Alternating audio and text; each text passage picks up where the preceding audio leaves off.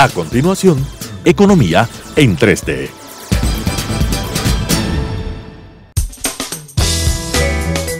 Clasificación A. Apto para todo público.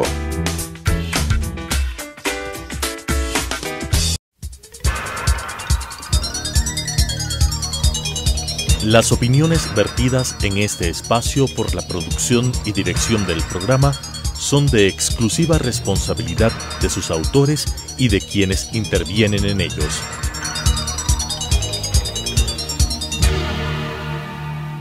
Telesucesos Canal 29 presenta Economía en 3D. Nuevamente con ustedes, estimados amigos, Economía en 3D con Rodrigo Espinosa, con Daniela Oleas y Mauricio Pozo, quienes habla. En esta oportunidad Daniela tuvo una emergencia familiar, por lo tanto no va a estar presente en este programa, pero vamos con Rodrigo a abordar algunos temas que son de interés nacional. Les agradecemos como siempre su atención, su paciencia de escucharnos y pues pasan algunos eventos en la actualidad en la parte económica. Se han producido algunas decisiones y anuncios por parte del gobierno y habrá que ver en qué desencadena todo esto. Por un lado tenemos el informe, como todos sabemos, de Contraloría, donde de alguna manera confirma que el país ya superó ese techo legal del 40% de la deuda pública respecto al PIB desde hace algún tiempo atrás. Ya a diciembre del 2016 ya había superado ese techo y sin embargo pues las autoridades económicas, básicamente de finanzas, del Ministerio de Finanzas y Economía, no han reconocido de alguna manera, siguen insistiendo en valores menores y obviamente este tema no se ha resuelto de acuerdo a cómo estaba establecido en la coyuntura y en la parte legal. Debían proceder a levantar esta restricción en el Congreso Nacional, en la Asamblea Nacional, pero previo a un plan de estabilización y de fortalecimiento fiscal. Ese tema tampoco ha sido abordado. El otro asunto que estamos en este momento viviendo en el país es la espera de un nuevo anuncio económico. No sé si darle la categoría de programa, porque ya han habido muchos anuncios, ha habido algunas decisiones, pero hasta la fecha los resultados no se han visto palpables. Los anuncios de austeridad en la práctica no se han dado todavía. El gasto corriente ha seguido creciendo, el gasto en sueldos y salarios de igual manera, que es otro de los elementos que se ha presentado en las últimas fechas. Y el otro factor que creo que también merece comentar es que paradójicamente el precio del petróleo está en $70 prácticamente. Sin embargo, el riesgo país, que siempre se ha comportado de manera inversa, es decir, ha subido el precio del petróleo y ha bajado el riesgo país, al revés de la historia nuestra reciente, el riesgo ha subido y se ubica ya alrededor de los 715 puntos y esto obviamente le complica la situación del país para poder acceder a financiamiento en condiciones adecuadas y obviamente entorpece también la inversión extranjera que requiere el Ecuador. Y por último, otro elemento, no porque no haya más, pero de los más, digamos, relevantes a la fecha, es el informe de inflación del mes de abril, donde ya se cumplen 7 meses consecutivos. Ahora no solamente la tasa de inflación anual es negativa, sino también la mensual, y al mismo tiempo se habla de un crecimiento económico de alrededor del 2% para este año. Entonces, todos estos elementos configuran un entorno no de fácil resolución, peor aún sin adoptar las medidas, al menos desde el lado fiscal, que se requieren, y creo que hay bastante tela para poder conversar sobre estos particulares. Así que para un poquito analizar la situación con Rodrigo, pues te invito a que des tus opiniones sobre esta coyuntura, Rodrigo. Sí, la situación está bastante delicada. Uno de los problemas que veo yo es el asunto del informe del Contralor de la Nación, que está pidiendo hasta medidas de orden penal por lo que ha encontrado y señala que está solicitando que la ministra de Finanzas contabilice la deuda pública de conformidad con estándares internacionales. Tenemos también una opinión similar como se esperaba del Fondo Monetario Internacional, porque desde el momento en que lanzaron ese decreto modificando el cálculo de la deuda, se les mencionó de que se estaba calculando mal, que la economía técnicamente estaba muy mal calculado, y esto ya con algún tiempo encontramos con que en realidad se sigue manteniendo el cálculo de la deuda de una forma errada.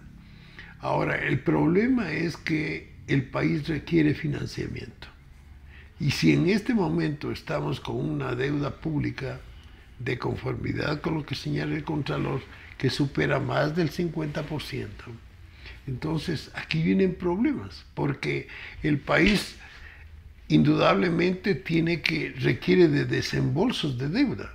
Hay contratos de deuda con la Corporación Andina de Fomento, con el BID y con otras instituciones que están financiando en forma permanente, digamos, ya contratos aprobados de deuda, y que eso incrementa la deuda.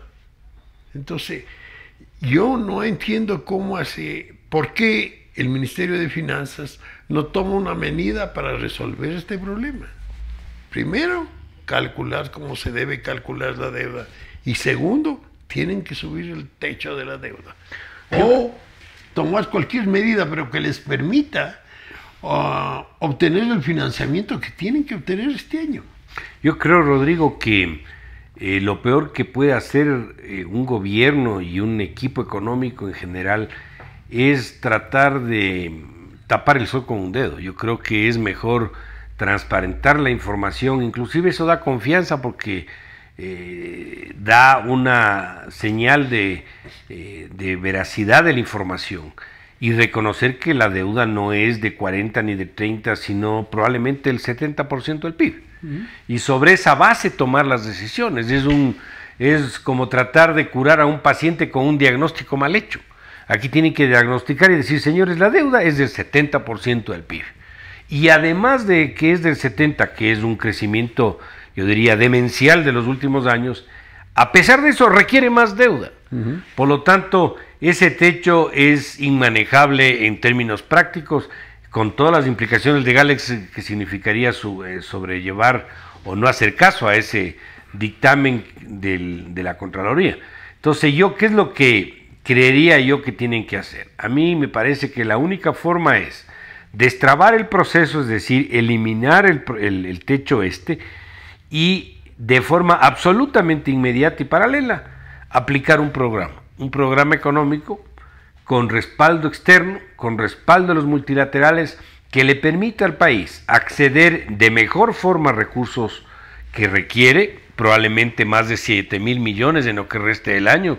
Ya tuvo acceso a los 3.000 y pico de inicios, y con esto poder financiar lo que tiene que financiar, cubrir, pero dentro del programa, para que la propia inercia del programa, la aplicación, le permite un plazo mediano, ir reduciendo la relación, por ejemplo, deuda-PIB, y mejorando el perfil de la deuda, de tal suerte de que podamos extender los plazos y bajar las tasas. Esto en palabras sencillas significa que sin un apoyo externo yo le veo muy complicado seguir, muy complicado seguir, y paralizar también me parece un error, porque hay que ser sensatos, o sea, no pueden dejar de pagar lo que tienen que pagar. Ahora mira, Mauricio, tú señalabas que el precio del petróleo está sobre los 70 ya, y el riesgo país ha subido. Esto te demuestra a ti de que el sector acreedor privado, la banca internacional, está muy preocupado de Ecuador, porque esperaban en la reunión del Banco y del Fondo Monetario conversar con la ministra respecto a cómo va a solucionar esto que ya conocían ellos del informe del Contralor. Tenían que preguntarle cómo va a hacer usted para solucionar este problema legal que tiene y cómo va a resolver el problema económico, cómo puede enfrentar el problema económico. Entonces, lo que tú dices, si la deuda es 70, 60, lo que sea, que está sobrepasado del techo, tiene que legalmente solucionar ese problema. Sí. Entonces, eso están esperando las instituciones financieras internacionales. Y adicionalmente, un programa que te diga a ti cómo vas a solucionar el problema de la deuda a mediano y largo plazo. Los niveles de endeudamiento del país, así sin tomar en cuenta los niveles del PIB, el desequilibrio fiscal que genera un crecimiento de la deuda, porque los ingresos no son suficientes para cubrir gastos corrientes y de capital. Entonces, el año pasado ya hubo una reducción en términos de gastos en el sector público no financiero, porque hubo una reducción de los gastos de capital. Sin embargo, los gastos corrientes, como tú señalabas, crecieron. O sea, no hay una muestra de una política fiscal para resolver el desequilibrio fiscal. No se ve, no hay. En este momento, por ejemplo, que no hay una política para reducir los gastos. Apenas pensar de 1.000 millones no es nada frente al desequilibrio fiscal que tenemos.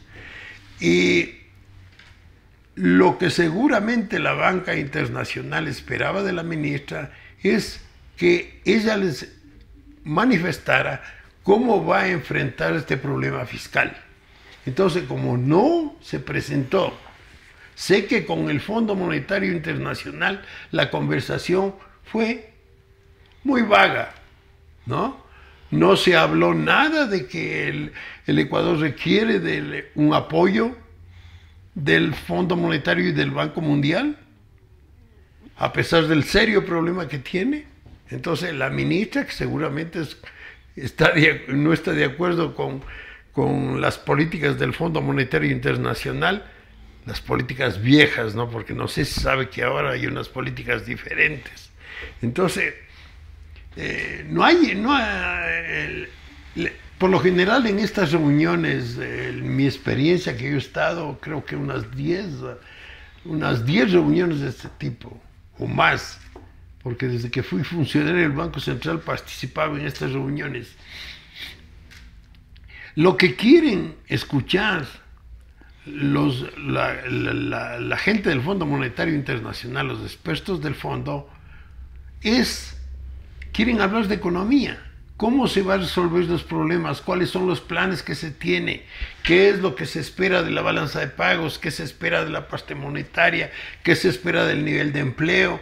¿Qué se espera del problema de la pobreza? Que ellos se preocupan muchísimo. Y sobre ciertas variables macroeconómicas desde el punto de vista de la actividad económica del país. Eso estaban esperando, pero sé que la reunión con el Fondo Monetario también fue muy vaga. Eso es lo que dice la gente que ha estado en las reuniones. Entonces, ese es el motivo de que el riesgo del país está subiendo. Porque ahí están los principales bancos de Nueva York. Así es. Entonces, la opinión de ellos, ¿cuál es? A ellos les dijeron, vayan y conversen con la ministra, tienen ahí esta cita con la ministra y quiero que ustedes me cuenten cómo fue la reunión con la ministra. Eso dicen las autoridades de cada uno de los bancos. Entonces, la persona que fue para esa reunión simplemente dice, no tuvimos la reunión. Entonces le pregunto, ¿qué hiciste en vez de esa hora o 2 horas? ¿A qué te dedicaste? Y seguramente otros fueron a hablar con otra gente y a encontrar otro tipo de actividades, porque el tiempo que ellos tenían que utilizar con Ecuador no lo usaron. Es correcto, Rodrigo. Ese precisamente es el foro donde uno tiene que reunirse con los inversionistas, con los bancos de inversión, con los gobiernos, porque van representantes de gobiernos también. Y esto lamentablemente no se dio. Yo he conversado con unos 3 banqueros de afuera y el resumen de lo que me dijeron es, nos dejaron plantados. Estábamos por ir a la reunión y nos cancelaron la reunión. Entonces esto obviamente es un problema porque no es una buena imagen. Esto es un problema porque ellos son los que compran los papeles ecuatorianos. Así es. Ellos son los que le dan la plata al país para cubrir sus necesidades fiscales. Si bien ellos no compran, también son intermediarios de los o intermedian, pero finalmente mira, son los voceros del mercado. Mira, Mauricio, yo he estado por el lado de gobiernos y por el lado de... Yo fui director del Banco Mundial, entonces estaba en el otro lado. Y en el otro lado, ¿qué es estas reuniones? ¿Qué es lo que las autoridades del fondo que están relacionados con el país, qué es lo que quieren saber? Ellos van a medir más o menos la capacidad que tiene el ministro con el cual van a enfrentarse. Es la verdad. Entonces, ellos no les interesa conocer sobre cuentas, sobre datos, porque tienen todos los datos de ellos. Siguen semanalmente lo que sucede en el país. Entonces, tienen toda la información. Lo que ellos quieren saber es qué capacidad tiene el funcionario del país con el cual están conversando para resolver los problemas. Entonces, yo he estado al otro lado y después de la reunión decíamos, oye, a esta persona hay que ayudarle, porque es un tipo que tiene muchos conocimientos y lo que está señalando es algo muy positivo para su país, hay que ayudarle. Y cuando en cambio encontrabas y te enfrentabas con personas que desconocían de estos asuntos económicos, simplemente se cerraba las posibilidades. Los acuerdos se sustentan en la confianza que brindan las autoridades a los multilaterales. Ahí se ve si el ministro tiene, primero, el bagaje necesario, la fuerza inclusive hasta política para poder aplicar un programa, y obviamente ven que el programa que presenten es un programa coherente y que va a alcanzar las metas. Aquí lo que hemos dicho me parece que es importante repetir, el Ecuador tiene que hacer el programa.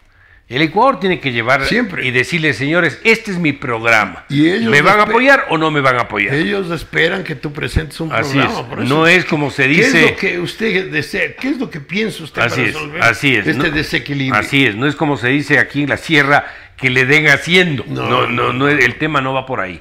Y lo otro que yo quiero mencionar y que creo que es fundamental es que ¿quién pone el riesgo país? A los países, al Ecuador.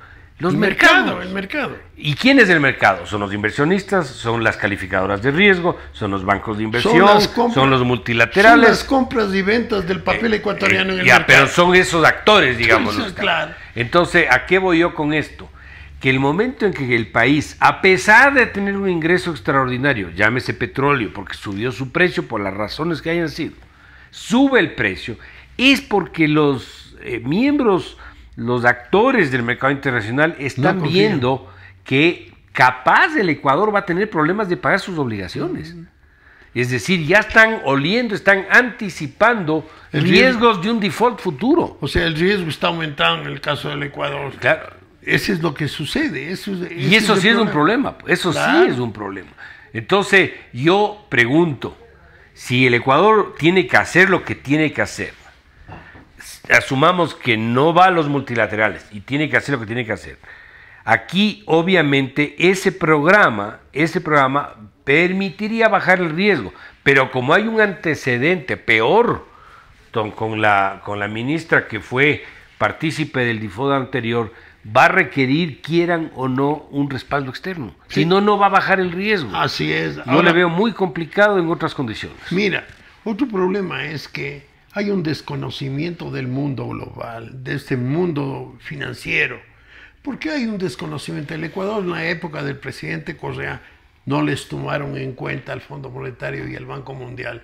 Dos instituciones, las más importantes a nivel mundial, que tienen que ver de las finanzas mundiales, de balanza de pagos, de los asuntos monetarios, de asuntos financieros. No, ni siquiera iban a estas reuniones, pero ni siquiera hablaban, creo. Le pidieron, cuando ya en el 2015 hubo un serio problema de tratar de cubrir el gasto abultado del Estado por la caída del precio del petróleo, pidieron de favor al fondo que les ayudaran para tratar de que con un informe del fondo se pueda obtener financiamiento en la banca privada internacional. Entonces se hizo algo, un informe del fondo que se presentó a la banca internacional aplicando un artículo 4, pero que fue medio especial para el Ecuador, porque ellos consideraron que ese trabajo debía hacerse en los Estados Unidos, no en Quito, sino en Washington. No les dejaban entrar realmente. No, en Washington. A la misión. Entonces el ministro tuvo que llevar a gente para que converse con ellos para que puedan elaborar el programa. Hay anécdotas de eso, además que lo hacían vía Skype también. Sí, y que adicionalmente, que se comprometieron a cumplir con todo lo que el Fondo Monetario exigía de información semanal. Y eso lo hicieron y hasta ahora están cumpliendo, ¿no? Pero así se acercaron al fondo. El fondo logró hacer un análisis en esa época que la situación macroeconómica no era tan grave. Sí, era menos, ¿no?, complicada que ahora. Que si bien tuvieron un déficit importante, pero cuando fueron a colocar sus papeles, la situación económica del país no era la situación actual, no sé, ni la situación del 2016, ni del 2017. Entonces, ahora la banca internacional va a solicitar, que hay un informe del Fondo Monetario Internacional. Le va a pedir, quieran o no, le va a pedir. Entonces van a tener que hacer. Ahora el problema es, ¿tendrá capacidad la ministra para poder negociar? En términos negociar, yo te digo, cuando hablo de negociar, es un paquete la negociación, en donde en ese paquete se incluye conversar de economía, hablar qué es lo que va a hacer en la balanza de pagos. Ella tiene que decir qué es lo que va a hacer. Y ahora, perdóname que yo me adelante a lo que vamos a seguir después, el programa porque no es plan como vos dices, este programa, el segundo programa de reactivación, en un 70, en un 80% viene del SRI. Parece que es del SRI el que hace la política, el que hace la política económica. Él debería discutir con el fondo y con el banco. Así es, vamos a entrar en una primera pausa, estimados amigos. Continuamos con el programa Economía en 3D en un momento más. Enseguida volvemos. Economía en 3D.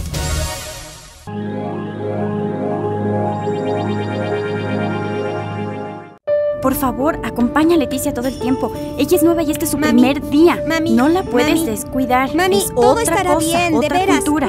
Asegúrate de estar Muy con bien. ella todo el tiempo. Que Adiós, les vaya mami. bien y que se divierta. Ignora a mi mamá. Está nerviosa por todo esto. Creo que se preocupa más de la cuenta, ¿no crees? Y siempre hace lo mismo. Así que, ¿estás lista para entrar al horripilante castillo de los espantos? Y la verdad, en serio, es tan aburrido que no sé cómo se les ocurre que tengamos que venir aquí diario. ¿Y cuántas escuelas hay donde tú vives? Ni una.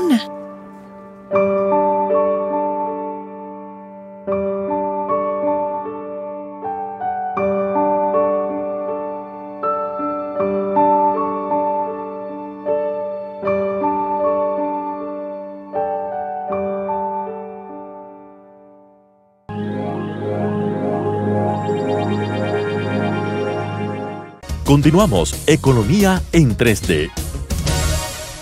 Estimados amigos, nuevamente con ustedes, Economía en 3D, en esta segunda parte de esta entrega. Se nos ha unido aquí al programa ya Daniela Oleas, así que le recibimos a Daniela con mucho gusto. Ha superado su percance familiar, así que vamos a continuar conversando sobre los temas económicos que estamos tratando. Estábamos conversando sobre la necesidad que a nuestro criterio va a tener el gobierno de acercarse a los multilaterales y lamentablemente el mal efecto que ya ha causado la falta de presencia de la ministra con los inversionistas y asimismo pues la falta de llevar un programa que permita de alguna manera avanzar en un eventual acuerdo. Es un foro, como yo decía, propicio para precisamente buscar apoyo, buscar brindar confianza a los multilaterales, a los inversionistas para seguir avanzando, peor aún la situación que el Ecuador se encuentra en este momento. Y aquí yo quisiera añadir algo más para un poco ceder la palabra a Daniela. A mí me parece que siendo el Ecuador un país que reviste un riesgo tan elevado, con la paradoja de tener el precio del petróleo ahora más alto, por ese olfato que yo creo que están teniendo los inversionistas de que puede haber un riesgo de default futuro, que es una de las razones que están por detrás de esto, y a lo que podemos sumar el problema de la seguridad y algunos otros elementos. Creo que ahora que se ha anunciado el cambio del gabinete, me parecería que es un momento donde el presidente puede asimismo replantear el tema económico, porque aquí, sobre la base de confianza que se construye cualquier objetivo de mediano y largo plazo, como decíamos al finalizar la primera etapa, no puede ser que el Servicio de Rentas Internas sea el que haga la política económica.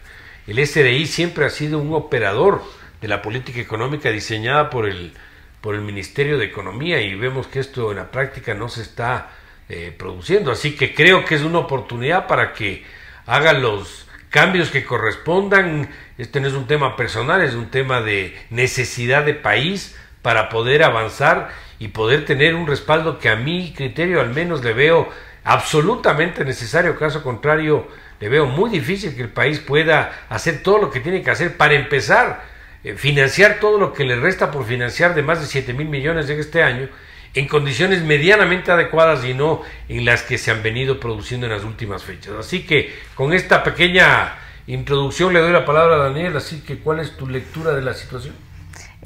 Buenas tardes. El día de hoy el secretario del presidente ha informado que el presidente ha pedido la renuncia a todo el gabinete para poder hacer una evaluación política y técnica frente al 24 de mayo que viene, porque se cumpliría ya un año de lo que él se posesionó como presidente del Ecuador. La idea que está detrás es poder justamente hacer una evaluación que me parece que es adecuada en estos dos escenarios. Primero, frente a la crisis económica y frente a la necesidad de un refrescamiento del gabinete en una situación de coyuntura con la frontera norte.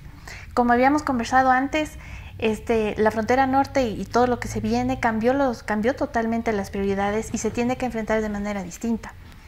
Y este cambio de gabinete es una oportunidad, desde mi punto de vista, para alinear la política de todos los ámbitos. No puede ser, desde mi punto de vista, que haya una rueda de prensa donde aparezca el ministro Campana y la ministra de Finanzas, donde los dos tengan opiniones totalmente distintas sobre el informe de la auditoría de la deuda y sobre lo que se tiene que hacer en relación a la CAN.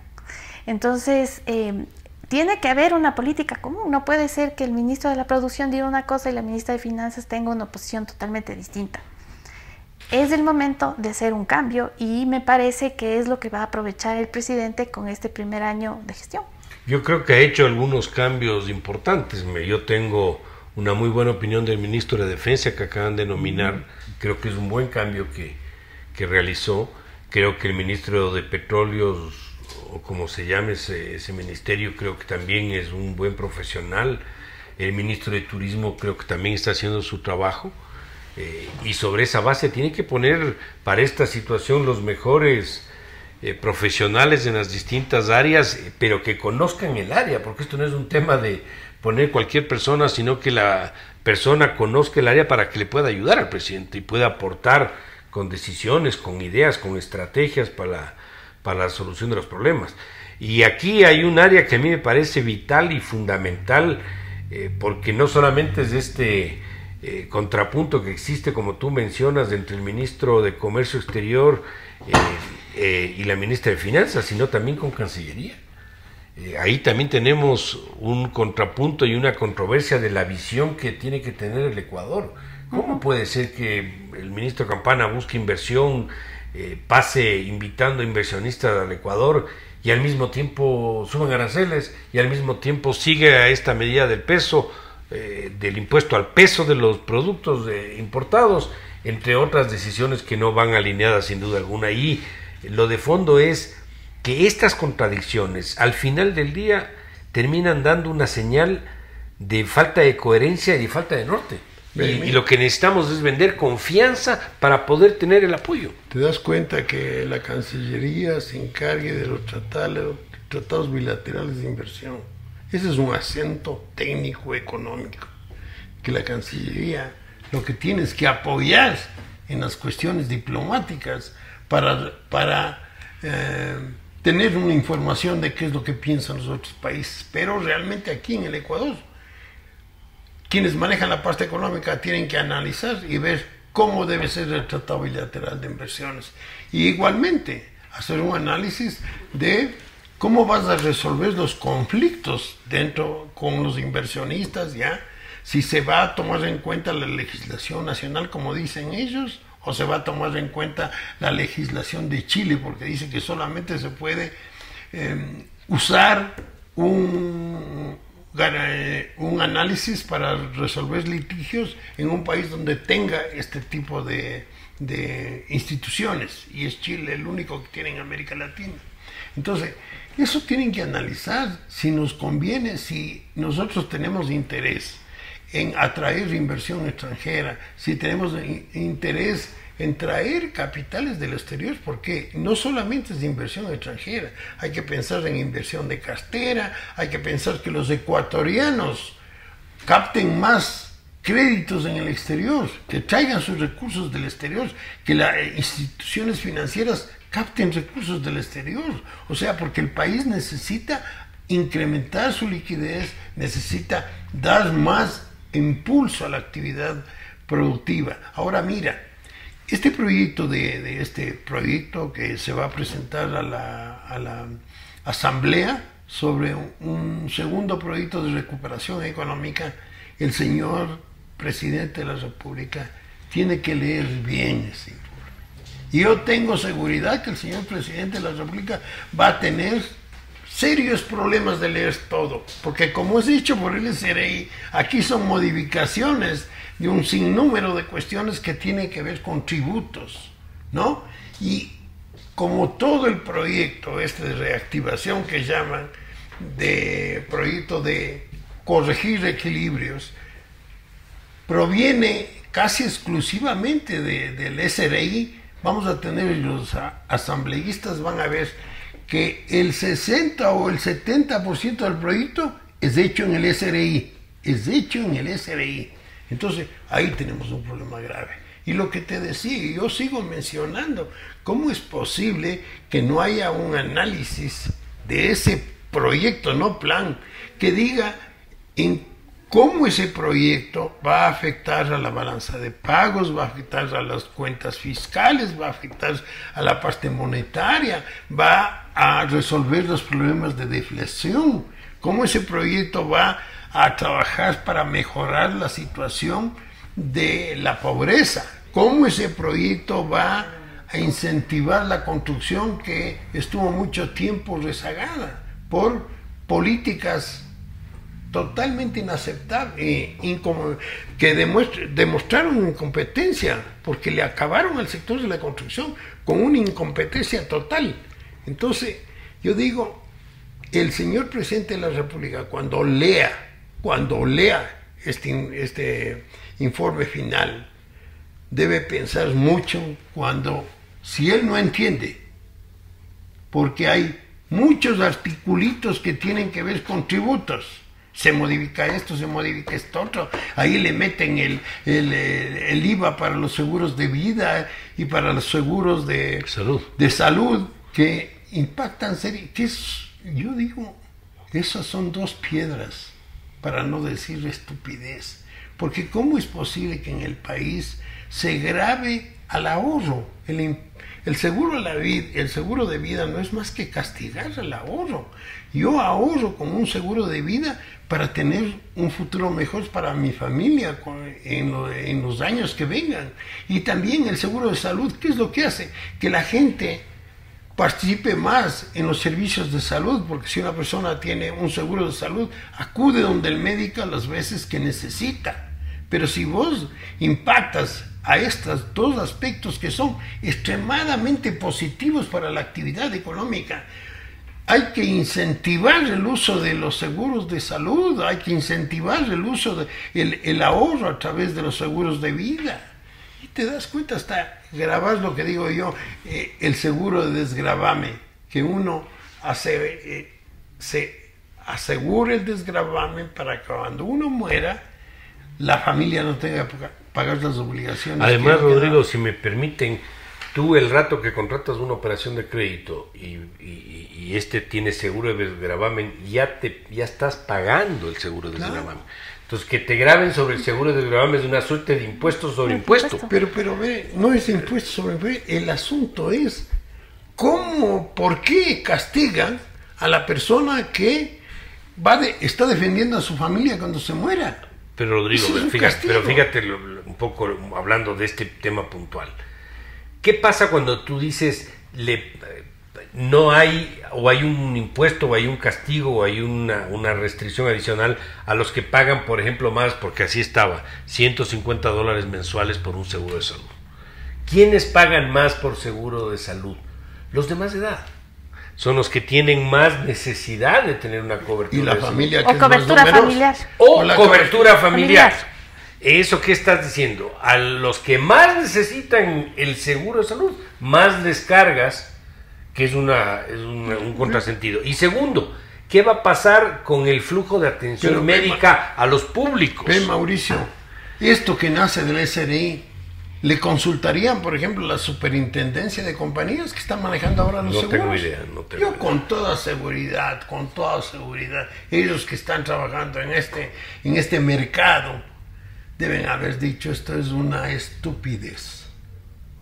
Estas medidas son una estupidez. Entonces, claro, uno oye, no sabe y dice, hay que subir el IVA al seguro de salud, hay que subir el IVA al seguro de vida, pero tienen que a esa persona que le están indicando que van a subir, ¿qué impacta? ¿Cuáles son los impactos de esas medidas? Simplemente para darle una figura más general, ¿qué es lo que estamos hablando?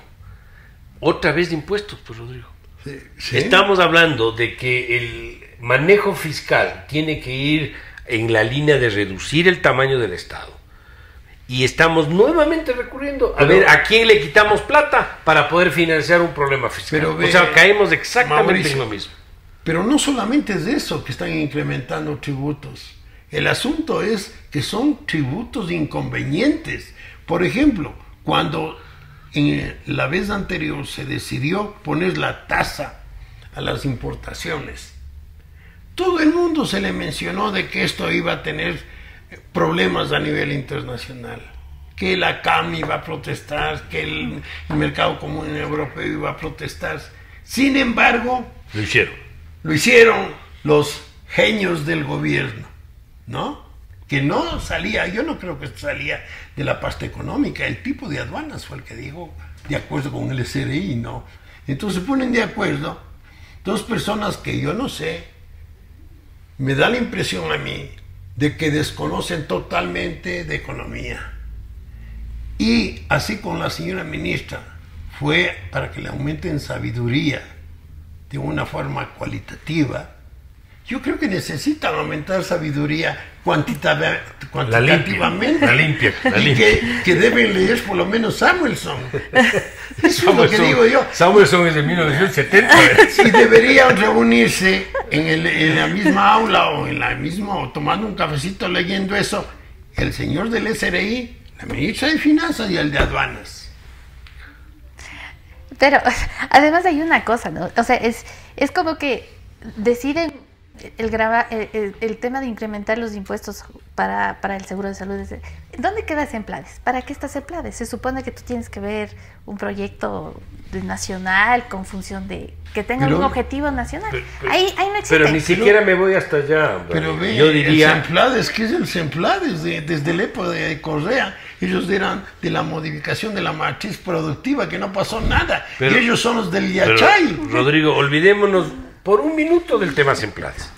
Yo te digo, el jefe del equipo económico, que normalmente es el ministro de Economía y Finanzas, es él el que tiene que coordinar todo esto para que haya un programa coherente, con sindéresis. Era ministro de Finanzas con el Banco Central. Esos eran, y antes la No, Junta por de supuesto, Planificación por supuesto, se pero- reunían y tomaban las decisiones, cada uno en su campo. Sí, pero el ministro de Finanzas tiene que dar las pautas para tener un programa medianamente armonizado.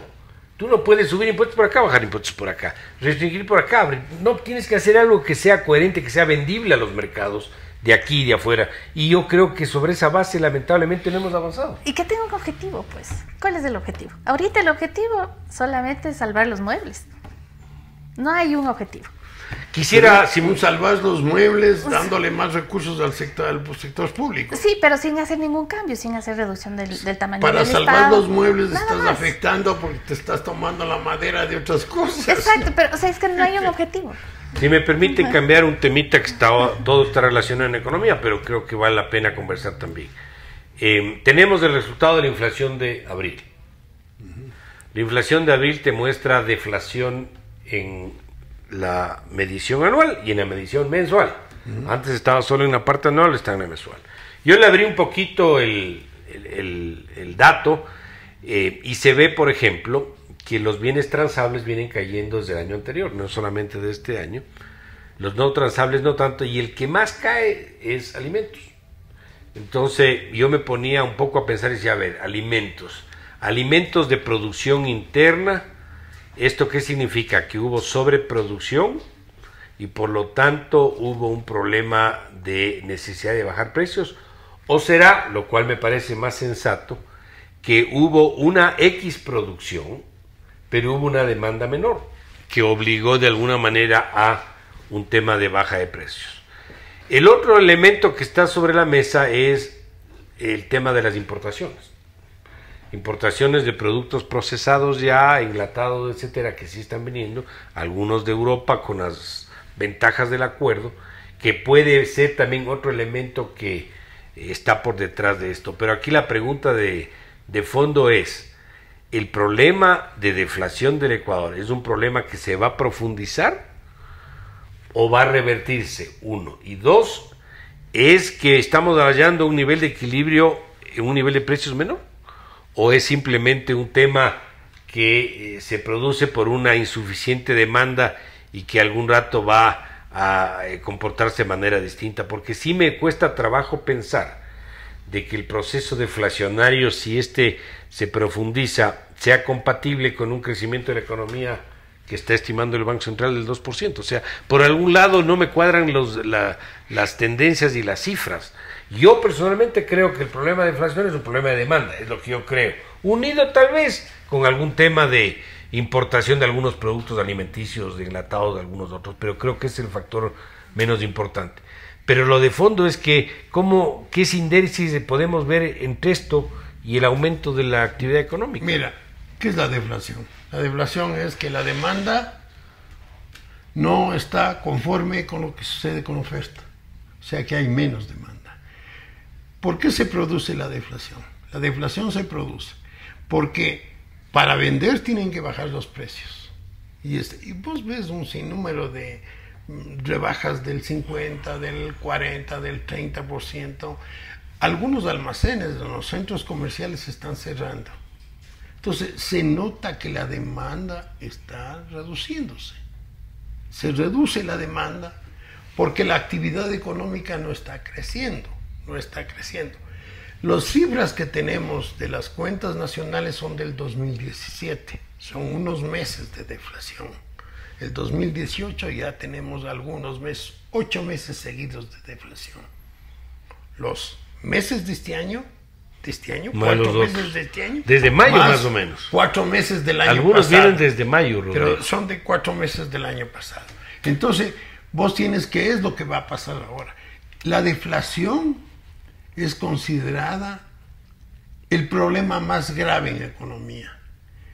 Cuando se produjo la crisis internacional por la crisis financiera en los Estados Unidos, toda la academia y todas las autoridades se preocuparon de una cosa: impedir que se presente una deflación, que los precios bajen. Entonces hay que estimular la economía para que los precios no bajen. Y comenzaron a estimular la economía, bajaron la tasa de interés a cero. y comenzaron a comprar papeles del gobierno, comenzaron a comprar cartera mala de los bancos. Para inyectar a la economía. Entonces la deflación es un problema gravísimo que aquí en el país lamentablemente no estamos educados y no nos damos cuenta realmente del problema que es. Eso de que podemos decir que esto puede generar a que toda la economía está bajando.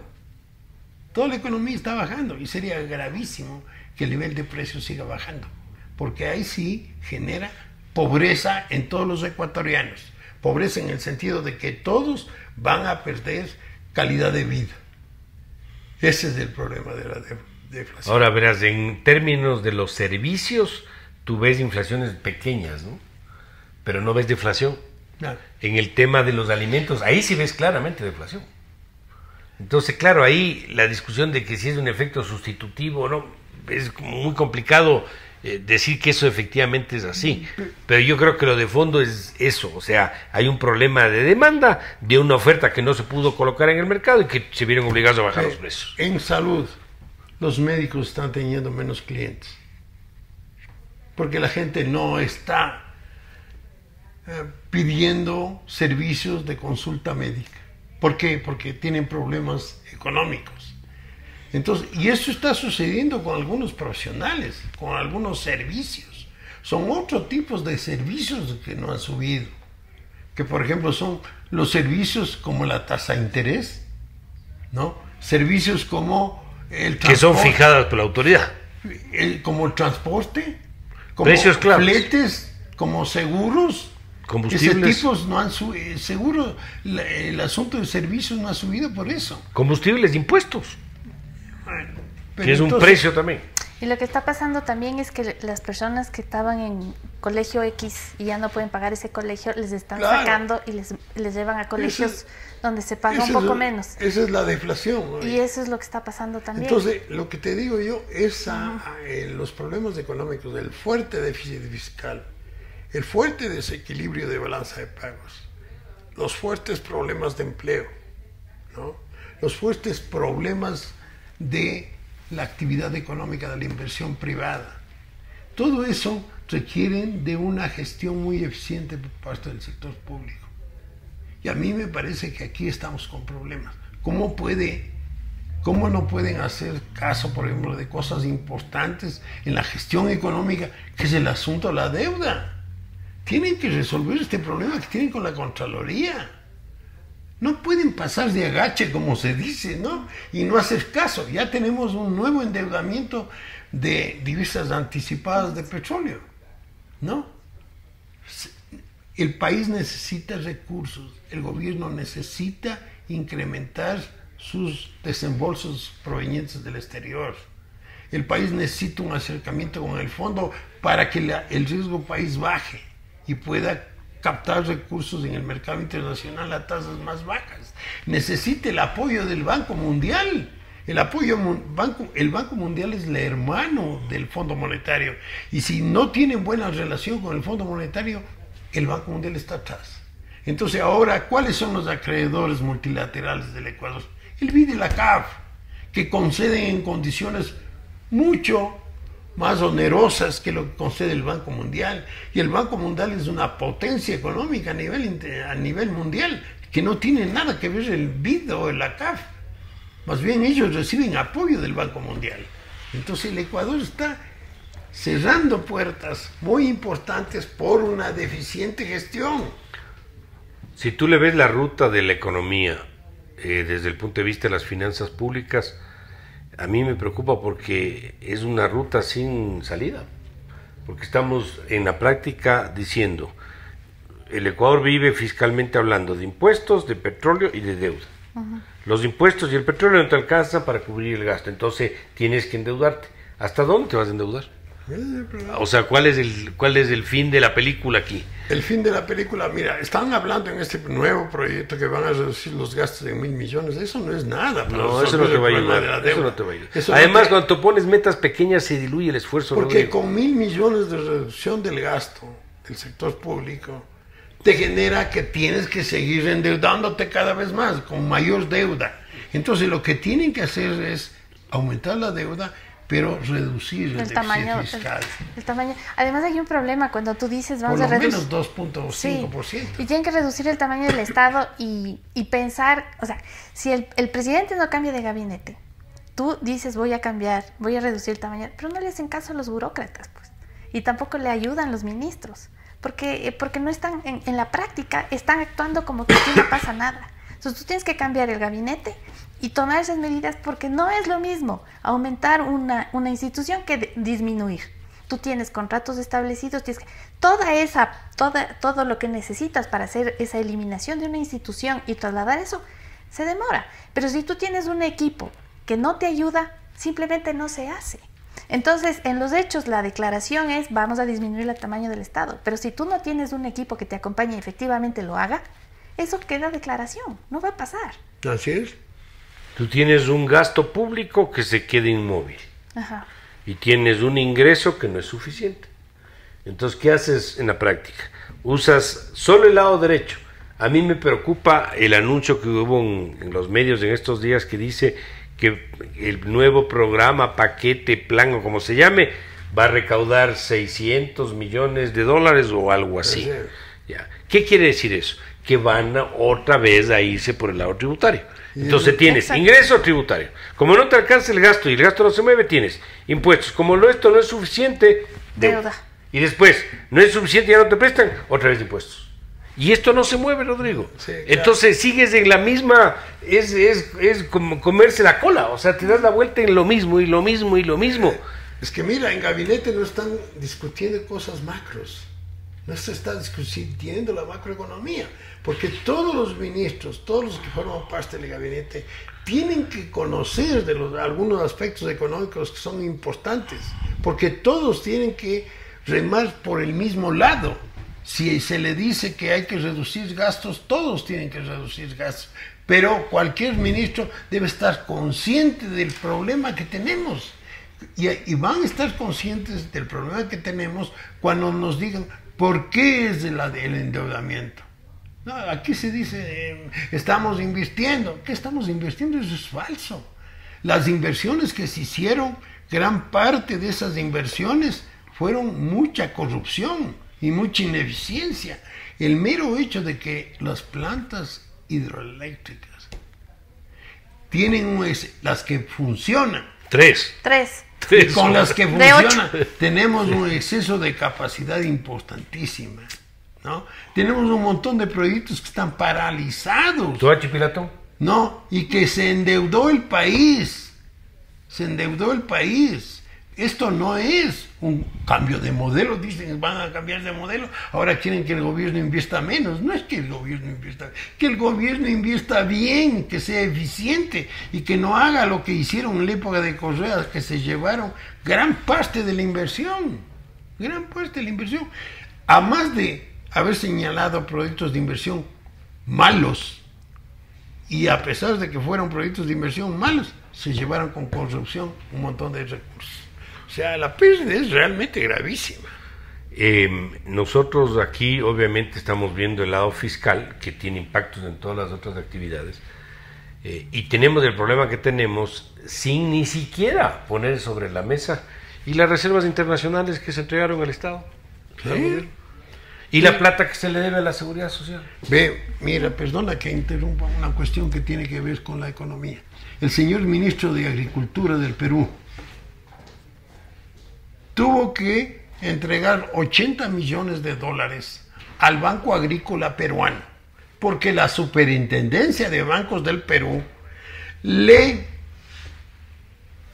tuvo una resolución que dijo, mientras el Banco Agrícola Peruano no cubra con provisiones los riesgos por la cartera mala, no puede conceder crédito. Y aquí, si vos vas a ver toda la banca pública, casi todos, menos del Banco de Desarrollo, no cubren con sus provisiones los riesgos. Y no pasa nada. Y no solamente eso, hay algunas instituciones financieras que tienen apenas el 30% de provisiones de lo que deberían tener. Y el superintendente de bancos les ha dado plazo de 1 o 2 años para cubrir las provisiones, mientras que en el Perú Mira, la mejor superintendencia de bancos de América Latina toma la decisión de que en vista de que el Banco Agrícola Público no cubre las provisiones, se le prohíbe que dé crédito. Y el ministro de Agricultura tiene que poner plata para cubrir las provisiones de que pueda dar crédito. Bueno, qué pena, se nos agotó el tiempo. Hemos destinado 2 segmentos en esta ocasión. Creo que los temas son amplios y hay todavía mucha tela por cortar. Veamos qué es el anuncio que se va a hacer por parte del gobierno. Y sobre esa base pues estaremos dando nuestras opiniones en una próxima oportunidad, en una siguiente entrega. Queremos agradecerles por su confianza, habernos escuchado, habernos visto por televisión, y sobre esa base pues agradecerles por la confianza de escuchar estas reflexiones. Nos veremos en Economía en 3D en una próxima oportunidad. Las opiniones vertidas en este espacio por la producción y dirección del programa son de exclusiva responsabilidad de sus autores y de quienes intervienen en ellos.